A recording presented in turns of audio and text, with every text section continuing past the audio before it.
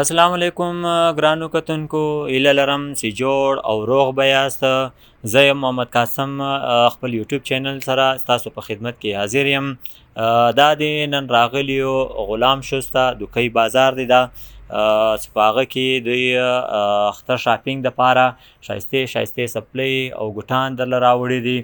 نو تاسو ته څنګه چې معلومه ده د روزې مبارکې درېیم عشره دا ټیم شروع ده او خلک بازار ته راوځي د اختر شاپینګ دپاره.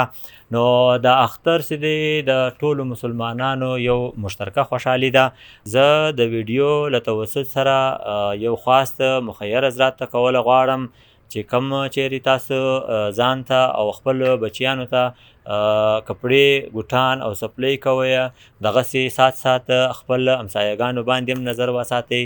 که چیرې یو داسې غریب مسکین درله میلاو سي او هغه خپل بچیانو دپاره سپلۍ ګوټان او کپړې نسي کولی، نو کوشش وکئ چې له هغو سره هم مرسته وکئ او د هغو بچیانو دپاره هم یو شی وکئ چې اختر خوشحالي دوباله سي. نو دا د ځوانان راغلي دي غلام شسته زانو دپاره سپلیانې او ګوټان خوښوي، اختر شاپینګ کوي.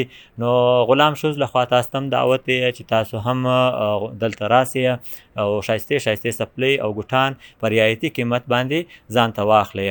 نو هیله لرم چې ویډیو به مې خوښه سوي.